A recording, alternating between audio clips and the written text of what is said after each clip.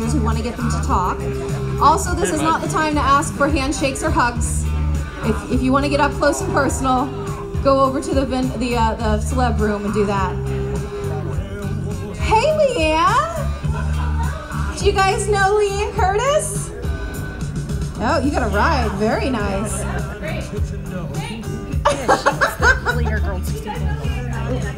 Leanne and I are best friends. Hello. Yeah, we're best friends. This is the Kyoto Brothers panel. You missed some juicy gossip. Yes.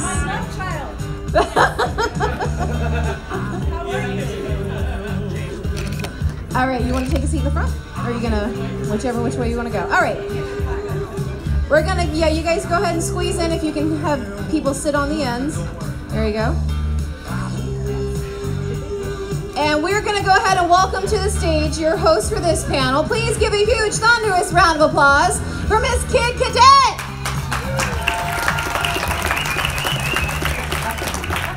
Movie magic. All right, Spooky Empire, how are you guys feeling? Okay, this is a big movie. I need a bigger reaction from y'all. Here we go. Spooky Empire, how are you guys feeling? That is more like it. And I could not think of more perfect people to be here this weekend for Spooky Empire. We're gonna bring them all out at once. Without any further ado, ladies and gentlemen, this is the Killer Klowns of Outer Space panel!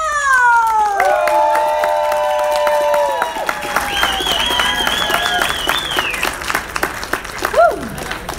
Welcome, welcome.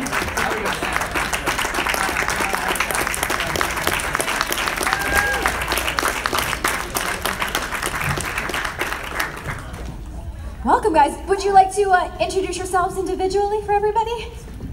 Oh, we got it. We have room for job. Hi, everybody. Hey, thanks for coming out. I'm Edward Kyoto. I'm Charlie Kyoto. I'm Suzanne Snyder. No, I'm Stephen Kyoto. I'm Grant Kramer. I thought I was Suzanne. Damn it. I'm Stephen. I'm Suzanne. Hi, everybody. Good, so glad to see you. How are you guys doing? Good. I don't know if you guys are aware, but there's somebody hiding behind your couch at the moment. I don't know if you. I'm not lying. There's somebody hiding behind your couch. Do you want to pop up, or are we staying down there? Oh hi.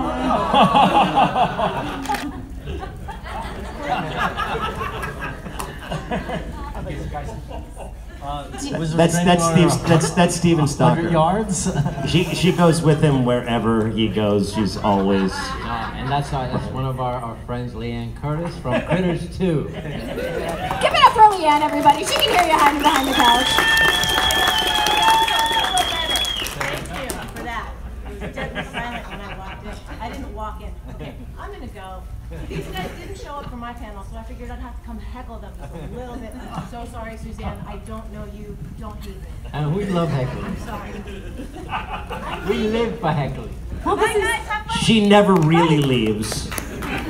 She's always here with Steven. Hotel California. Check in and sorry. Well, that's one way to start a panel. I mean, we're okay. So, how often do you guys all get the opportunity to do a panel together? I mean, we have writers, obviously directors, producers, and the two lead cast. How often do you guys get to work together? More recently than ever before, you know, we seem to be getting together more and more now at these conventions. Yeah, and we, not often as we like, because we're all actually pretty good friends, so we love every chance we get, and we had a great time making the movie, so, and I think it's pretty exciting to all of us, the fact that we've watched this wonderful little movie kind of keep building over the years and become this kind of cult status movie that people would want to sit and listen to us talk after all this time, so. That's the amazing part. I mean, after 30 years, we're really just so excited to see so many people loving the film, loving the characters that are portrayed in the film. It's just really great. It's a real treat for us to meet and talk to you guys. Yeah, to hear your stories about the first time you saw the movie, how you made best friends during that time, or also the multi-generational stories of grandparents and their kids and their grandkids all watching the movie. It's really I mean, one of the things touching. that I've always found the coolest thing about this movie is how much, like, you know, having gone through like several sets of kids in the family that have watched the movie, and like every one of them watched it like 100 times. And not because, you know, their Uncle Grant or whatever was in it, you know, they just loved the movie, you know what I mean? So that's really cool that it still has that kind of appeal and that young people really like it too, because that was never really, I don't think that was the intention, you know, that it was going to be something that like a 7-year-old. that you come and see us. Yes, No, what exactly. started out as an idea that Stephen had, you know, with the most scary thing he could think of was driving down a dark road and a car driving up next to you, and you look next to you and you see a leering clown. You know, so a silly idea like that became something that's lasted for 3 generations, 30 years, and we can't believe actually that we're sitting here now speaking to you. Well, thank you so much for being here. Can we get a big round of applause? Thank you. That's right. By the way, the only person that actually did predict this was Suzanne. Oh, she's the one that said, was it? It was my agent when I read the script. My agent said, you gotta read the script and you have to do this movie because these 3 brothers are the most talented people in Hollywood, and this script is going to be a cult classic. And you believed it. We just hitched our wagon, I that's know, all. for sure, it's gonna be a cult classic. Well, to jump off of that, before we get into the thick of it, I'm curious, Suzanne and Grant, what was your casting process like for this film? It was kind of a lot. I remember we went back, I don't know, at least 4 or 5 or 6 times, and there was a lot of mixing and matching. We would basically, there was like a chair set up like this, and there was, you know, kind of a Mike, Dave, and Debbie, and you know, there was probably, I don't know, started out with like 20 of us, and then they kept on getting smaller and smaller groups, and they'd bring us into the room, and they'd kind of mix and match us. Well, we locked on Grant pretty quickly. It was pretty obvious that he embodied what we wanted from Mike Tobacco, and the studio really liked him based on Hard Bodies and some of the other things that he'd done. So we locked in on him, so really it became, what are the dynamics between, you know, the different possible Debbies. And I mean, you could have told me that. No, we wanted to see I was like, 30 years later. And then we tried. I lost like, you know, half my hair, like going. And then we had 3 groups of people that we were honed in on that we kind of mixed with Suzanne, and I think we had another lead in there. And Dave was like, we were vacillating between the different days we wanted. But after that, once we did one group with all 3 different characters we honed in on, our prime cast here. One thing of note, my character was actually modeled after the real friend they grew up with, named Mike Tobacco. So they had a very clear idea of who Mike Tobacco was going to be. He was a Romeo. He really was. He was a smooth operator. You think that it's an original idea, but Mike Tobacco actually would take girls out, and he had an inflatable raft in the back of his car. He actually was the guy who had a full bar when he opened up his glove compartment. We didn't put that in the movie, but that was the real Mike Tobacco. And actually, if you look closely on the raft, you'll notice in the movie there are patches on it. Because there's a real story that Mike Tobacco went in and his little rubber raft went on to the Long Island Sound one With the night. Terenzi brothers. With the Terenzi brothers. The Terenzi brothers were their real buddies too. Yeah, So. and there was a little mishap in the Sound where the Coast Guard had to go out and get them. And when Mike's father found out, he took a knife to the raft and punctured it. Hopefully not with Mike on it. So yeah, the film was populated with people we grew up with. Dave Hansen was our high school gym teacher. Mr. Myers, the druggist, was our real druggist. Joe Lombardo was my best friend. Pooh Bear was my dog at the time.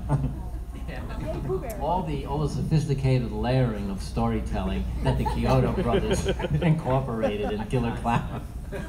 Iconic.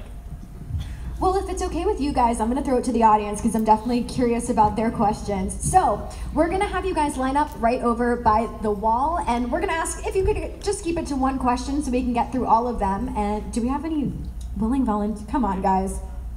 Any questions you may have, now is your chance.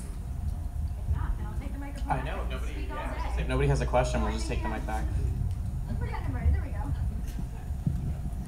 If you don't have questions, we'll throw questions to the audience. Hi there. Okay, we're just going to talk about a charity. I'm kidding. I'm Anthony. I go by Wolfman. I also wear the Husky head. So where did the ideas for like the cotton candy cocoon and like the popcorn, where did all that stem from? From the world of the circus. Well, yeah, actually, when we started the script, we really used the 1950s Blob movie as our template. And if you follow that movie, the one with Steve McQueen, we used that as the spine of the story. But then we just started brainstorming amongst ourselves, how many circus gags and carnival motifs could we bring into the story? Yeah. And the idea being to turn them into candy-coated kills. Yeah, so something like a cotton candy, well, what would you do with cotton candy? Well, you'd wrap them up in it, and then what happens to you once you're in that cocoon of cotton candy? So it's just kind of literally organic from the circumstances of what a clown would do to you. And it evolves because naturally you said, well, if they wanted to drink from the cocoon, would they use a straw or they cut it open? But if they were using a straw, it would have to be a curly straw. So you'd evolve like that, just the silliness of it. And one of kind of the overreaching concepts is that they're clowns, and clowns that permeate our entire society, and people, you know, you see a clown, oh, it's Happy Clown. They put their kids, they thrust their kids upon these clowns. So the idea is that you see a clown do something funny, you're immediately going to be gravitate toward them and getting closer. But then when you get to our clowns, when you get that close, you realize something is off, but then it's too late. Awesome, thank you.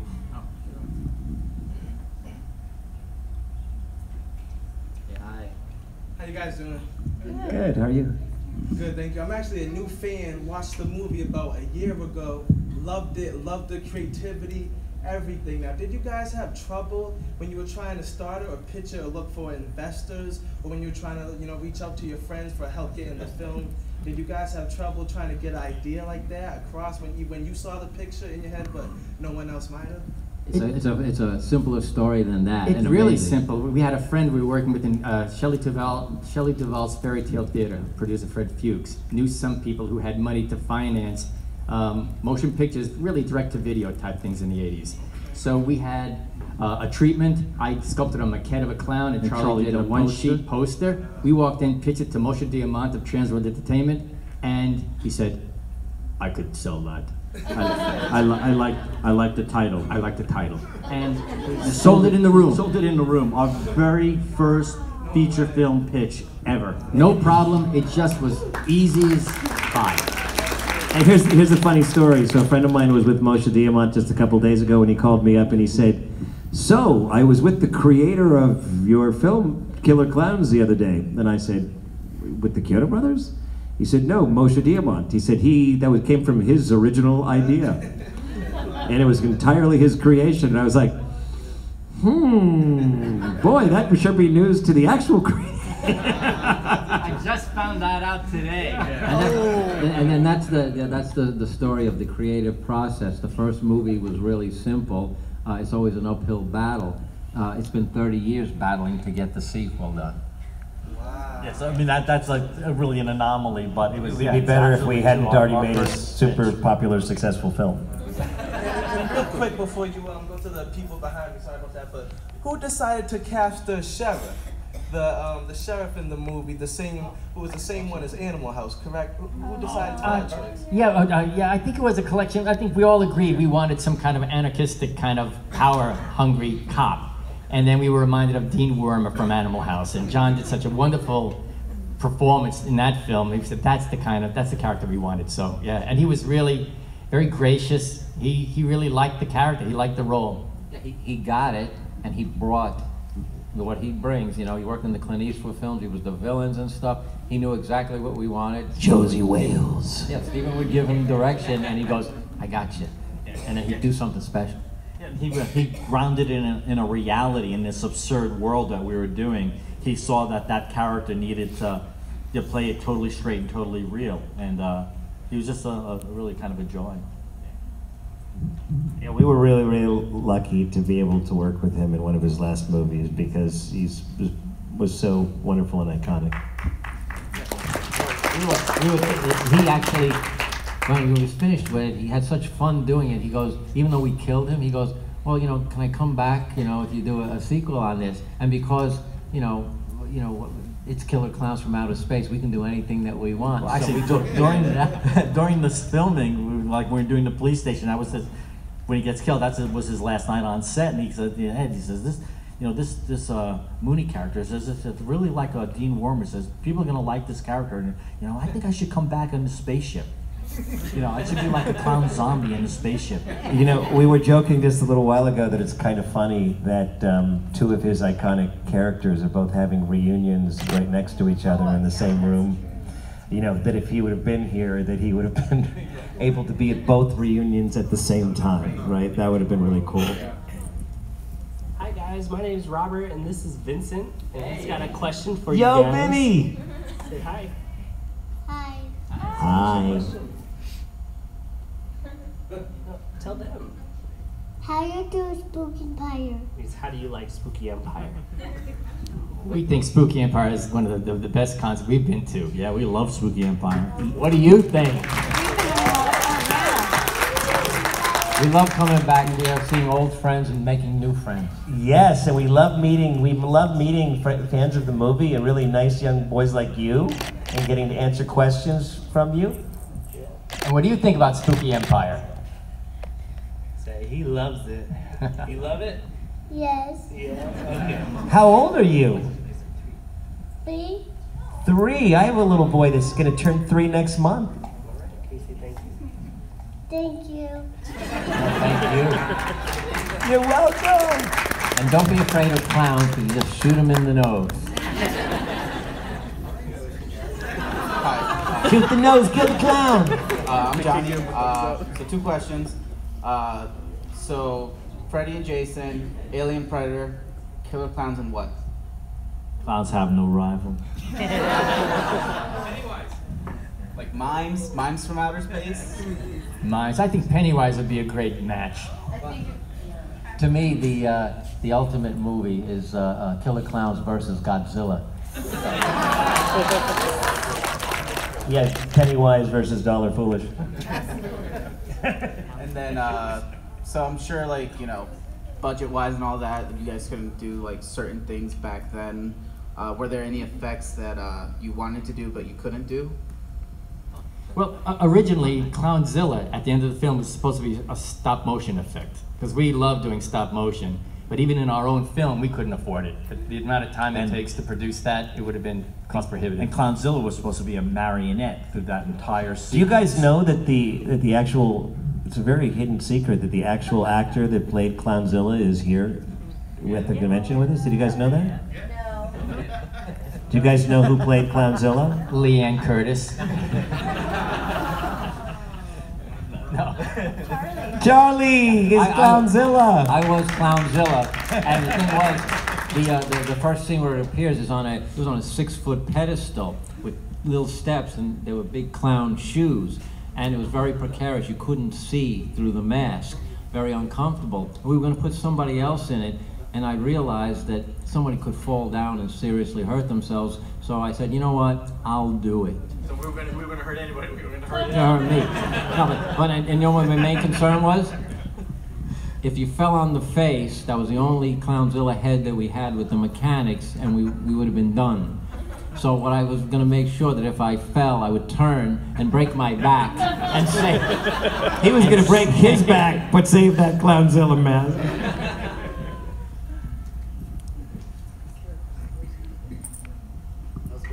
How's it going, guys? I'm Tony. Good. Hi. Hey, Tony.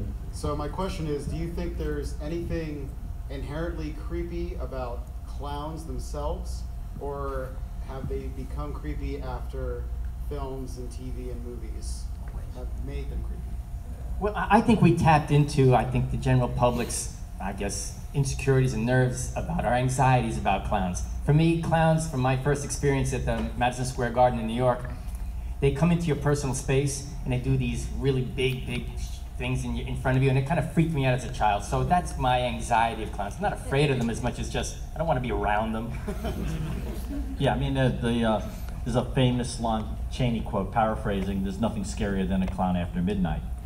Well, I was always interested, you know, Grant and Suzanne, when you were told to, you know, to be part of Killer Klowns from Outer Space, what were your feelings about clowns? Did you have anxieties about clowns? I personally didn't. Clowns to me were just, you know, big funny guys that showed up at birthday parties and, you know, made their noses squeak and pulled quarters out of your ear, you know. So I didn't. I still don't really have any sort of a thing about clowns, other than the fact that I think they make great core movie characters. But other than that, I don't have any real. I have an intense fear of Moshe Diamant. That's one of our favorite pieces of fan I wouldn't mail. want Clownzilla pissed off. I mean, let me tell you. So I grew up in the Midwest. So there was a serial killer that dressed up like clowns when I was a little girl. Yeah. It was Gacy? Yeah. So, you know, I wasn't really afraid of clowns, but I was afraid of clowns because of, you know, hearing about Gacy. So he may have spun people's opinion. Yeah, so definitely, and I was definitely afraid of the clowns in the movie. They scared me. They did scare me. One of our favorite pieces of fan mail, a woman wrote to us. She says she has 2 fears, and her husband made her watch the movie. She was afraid of clowns and toilets, and her husband made her watch our movie, where a clown, of course, comes out of a toilet. Well, again, that was the sophisticated, you know, storytelling of the Chiodo brothers. We were fans of Alfred Hitchcock, and we wanted to do for the toilet what Alfred Hitchcock did to the shower. Thank you, guys. That's what goes into it. I was sitting there thinking about clowns and our favorite movies. Hi, Nikki. Hello.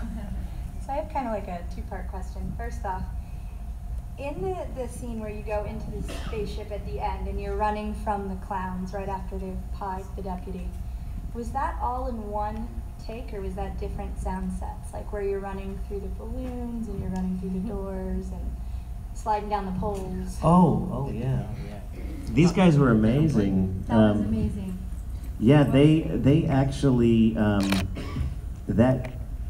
well, I mean, if you see us when we're like running outside, that was actually at the boardwalk up in Santa Cruz. You know, like where they shot Lost Boys right before we got there and stuff. But we actually had a huge warehouse, and the brothers, along with a fantastic construction crew, basically built that. Everything you saw was built practically there. From it was like similar to a giant fun house. It's like a great big giant colorful fun house. Absolutely, you mentioned a fun house. It was really designed after Rye Beach Playland, an amusement park we went to as kids, the Magic Carpet Ride, which was a big fun house amusement park. Yeah. And because of our production budget, we made everything go into black limbo because we couldn't afford real wall sets of a spaceship. So it was more like a fun house, a dark ride. So the elements were made modular. Yeah, it solved that production problem. The interesting thing was the live action was done in the huge warehouse. The Clownzilla suit, we scaled everything down, including the truck and you know, a little Dave Hant or a little Officer Dave doll, and we duplicated the set pieces and you know, all the decorations in that 1/4 scale or something, and shot that. And because of the black limbo, you can't tell the difference. So it was beautifully, you know, put together. And it was all a modular thing, like Lincoln Logs. So we had giant tubes and blocks that we put them in, so we could reassemble them pretty quickly into different looks. And if you notice, as you get deeper and deeper into the tent, these elements start to go away, the more black it is. So just the deeper it is, it got more surreal. Well, that's interesting because, you know, we had these ideas and a very small budget, and I didn't know how we were going to build the sets. If you have to build each set separately according to the storyboards. My art director, Philip Foreman, suggested, and it was brilliant, to build a kit of parts like Lego or something like that. And he says if you put it upright and put the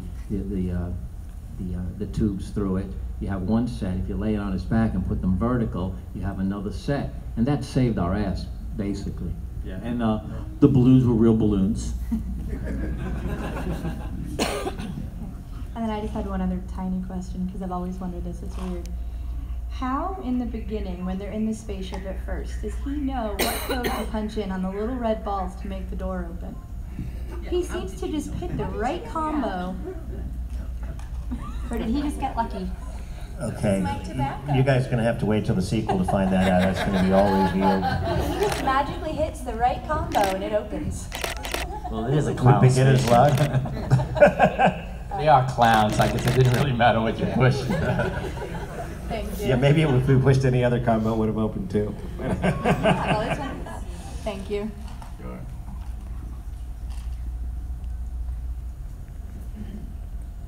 Hello. Hey. Hey. So there's so many iconic things about this film and everything. My big question is the music is one of the most like kind of underrated iconic things about this film. So how did you guys go about choosing like the band like the Dickies to do the song and everything for this film?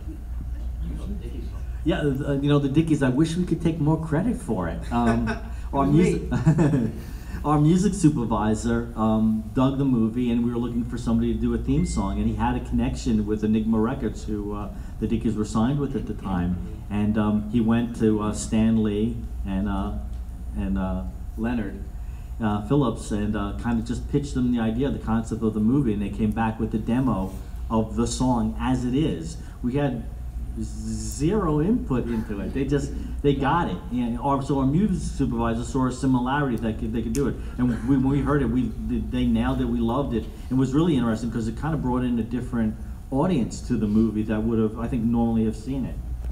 And as far as the soundtrack itself, John Massari was chosen from a list of really talented people. And what I enjoyed about John's work, most of the other composers gave it too much of a circus, a clown motif, and it was kind of comical. And we wanted to kind of play the comedy against some real serious music. So John had a more serious take to the score. And he did put in a couple of motifs, some carnival or circus motifs in there, but it was pretty consistently a serious score. Yeah, John came from, the great film conductors and composers like at the John Williams School and stuff like that, and it was always very grand.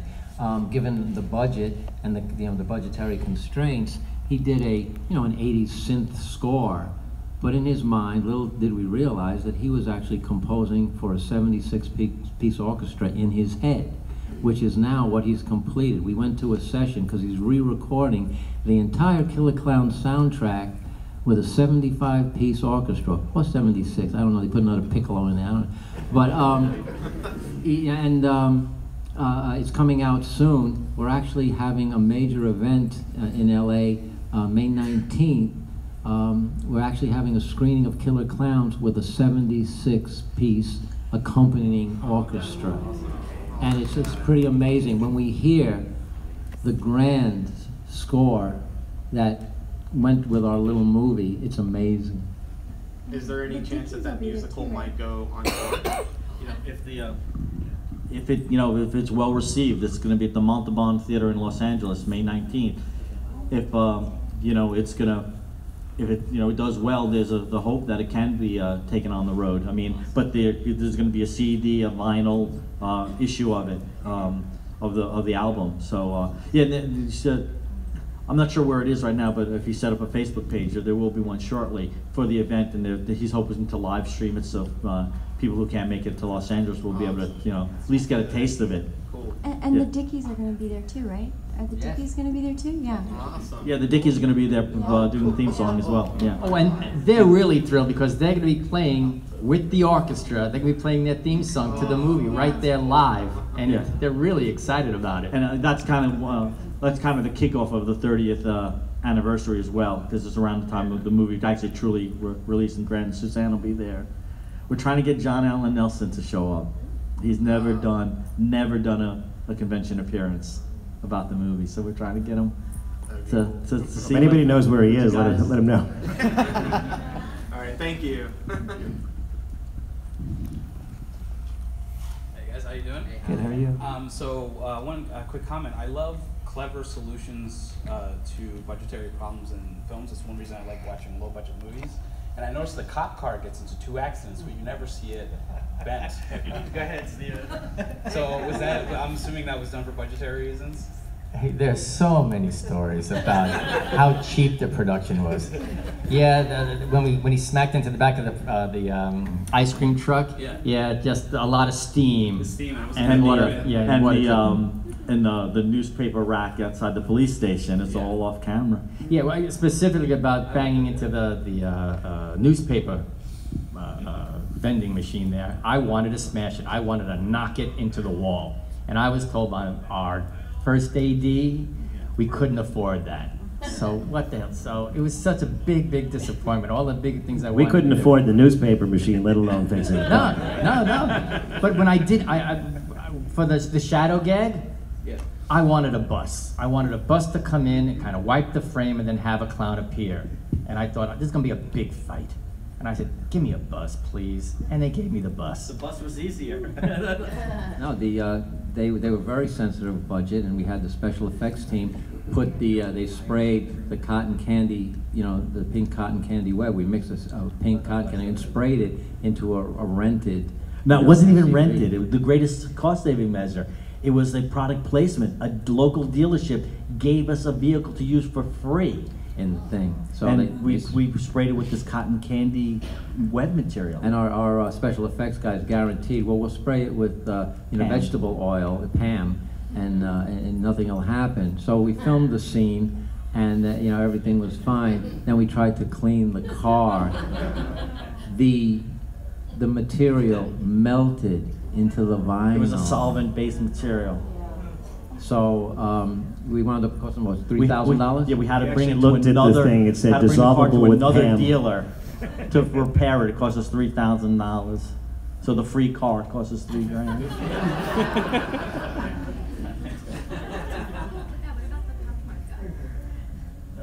Oh yeah, I guess we've heard from people that the most expensive prop in the film was the popcorn gun. Yeah, that's probably true. It is true. The way we went about making the film was Charlie would do some drawings, and our crew would then meticulously match in fabrication the construction of the gun. So it cost a lot of money to hand make every single one of those elements. Plus it had a pneumatic, an ARM inside it, so it actually fired. So it cost about $9-10 grand. It almost cost us, more than that, because the guy who built it, when he was testing the ram, he pulled the trigger, and he didn't fasten the thing properly. The ram shot out backwards and hit him in the stomach.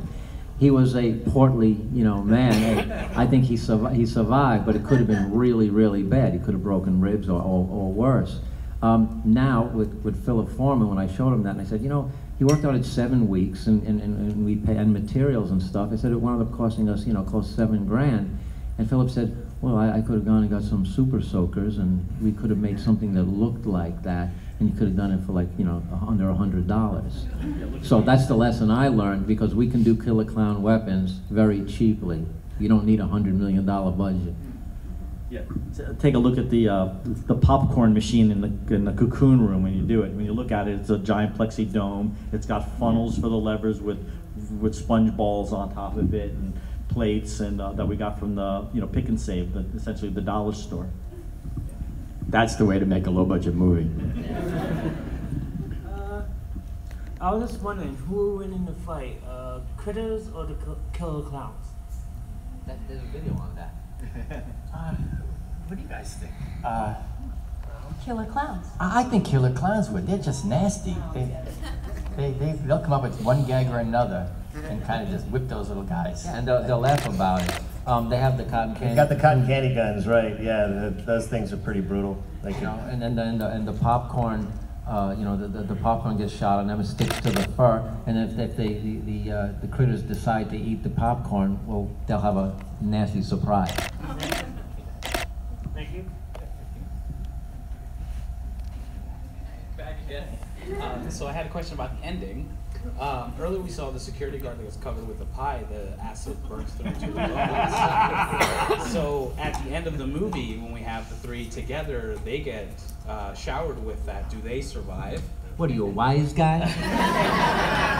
It's funny, that was not the original ending of the movie. In the original ending, Dave the cop actually dies.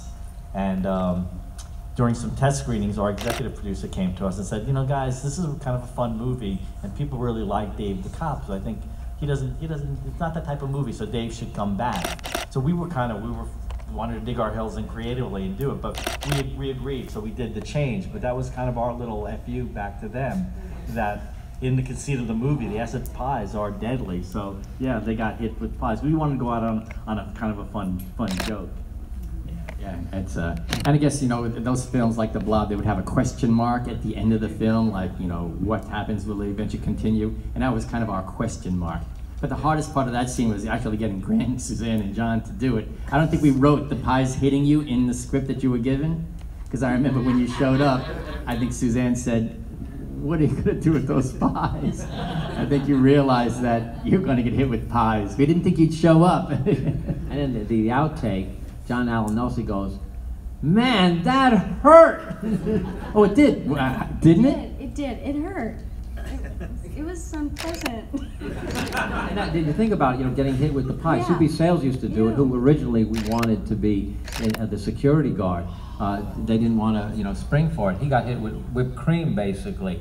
We put filling in it, and you add filling and pie crust thrown at you, even from 5 feet away. That's weight. That's like getting hit with a water balloon with 3 pounds of water in it.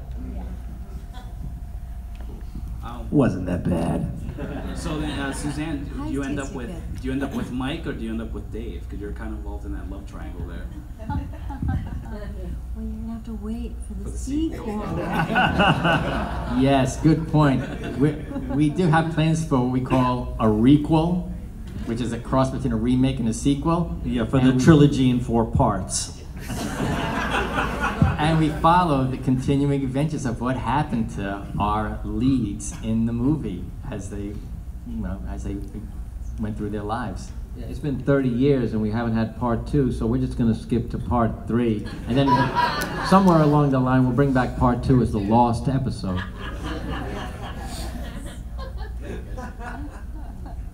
Hi guys. You keep talking about the sequel. Is it true that we might have already seen the Clowns in maybe recycled for another movie? Ernest Scared Stupid, perhaps? Well, you know what? The Disney, who was doing who came to us, liked Killer Klowns. I liked the design. We thought it would be a good fit with John Cherry. John Cherry, the director, had done designs, and they were very clown-like. I have a style that I incorporated, you know, I used on the Clowns. So it's just my style. So I took John Cherry's and I did the same kind of shapes to make it fit, you know, a guy in a costume. John's were broader, the heads were much larger, not feasible for a suit. So I modified them a little bit. So there is resemblance in terms of stylistically, but we didn't use really any of the clown. They were all, the molds were all destroyed. Yeah. So actually, the rumor that goes on the internet, they're similar because of Charlie's design, and he was hands-on on that movie. But sadly, all the clown molds were destroyed after the production. Thank you, guys.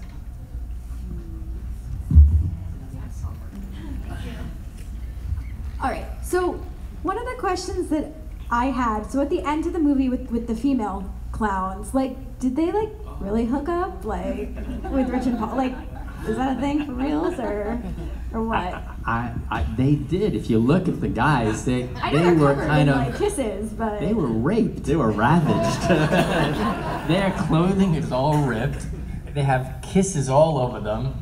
I think they were violated. They're going to start a clown Me Too movement. No, the outtakes, the original ending, the Terenzi brothers didn't come in the clown car.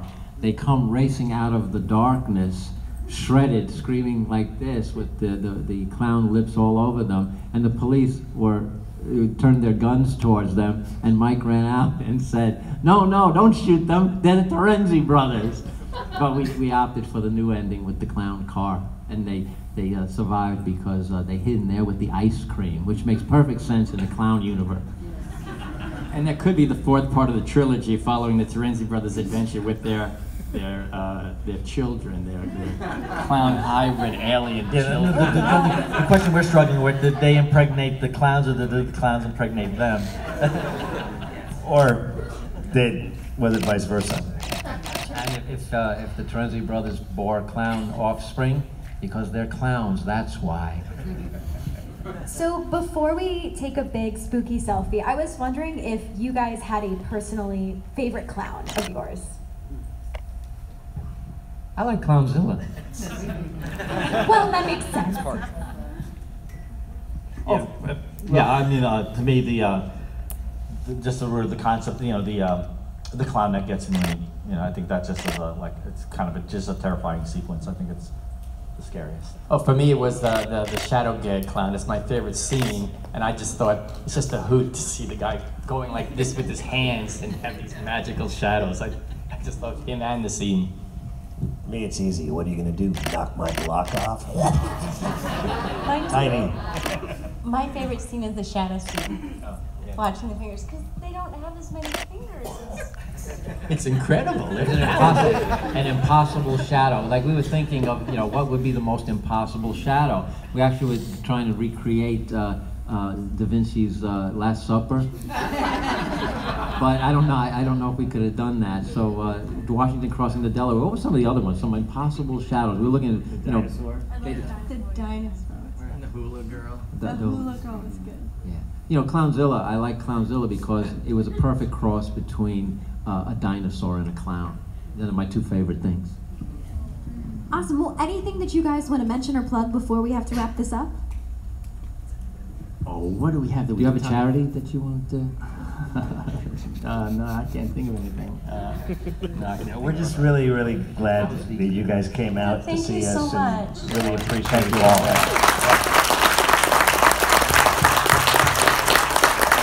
So at this time, what I need you guys to do, if you can stand up, we're going to face that way. And if you guys can stand up as well, we're going to be taking a big group photo. You just cannot Cross the line. You just can't cross the line. Oh, you guys come. No, you gotta stand up. Great.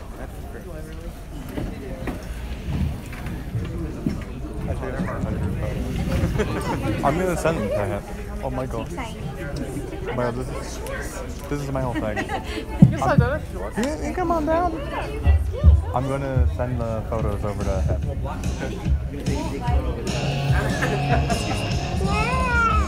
I'm short, right? I don't have the kneel. You don't even have the kneel. She's over there. I look like a Looney Tune. Can you get everyone?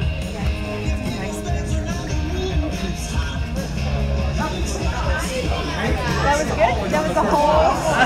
One more. Everybody, killer clown. Holy shit.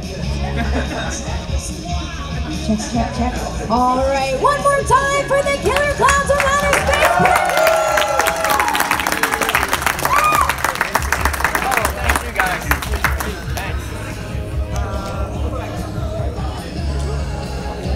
We ran out of questions. That was fun. I ran out of questions. I was like... Are we going now? Okay. So I have a question. Did you go live? Yeah. It, I was live on YouTube the whole time and I took photos. so it'll be on YouTube? Yeah. What do I do? I can give you my card. I'm just... I was sitting behind you and I was like... I normally do media events for like MegaCon.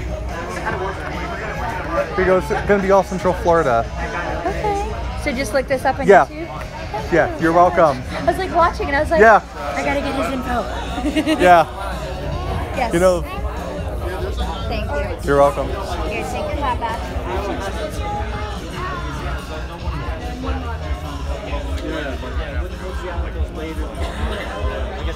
Yeah, we're going?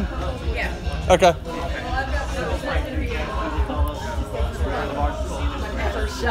Whatever shall we do? I'll let you guys go. I'm going to tell whatever shall I'm going to send the photos I took if he's interested. Yeah. I'll meet you out there.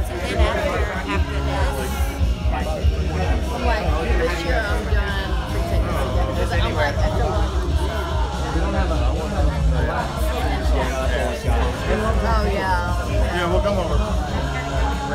I'm one step at a time. Cool, thanks.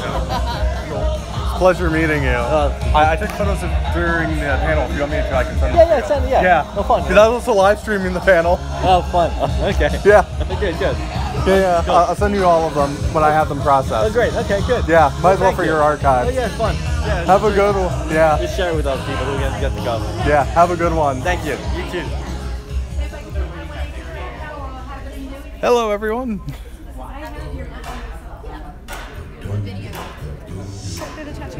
Hey. Hello, everyone. That was the Killer Clowns from Outer Space panel. I might not go live for the next panel I'm going to do. I'm going to hit up the Child's Play panel, and then from there, I'm going to work my way throughout. So I'll let you guys know what my plans are, because I have to respond to a few messages I got anyway. So I'm gonna probably go live. I'm gonna probably take the stream off for a few minutes and then go respond to a few messages. So just let me know. Just let you guys know.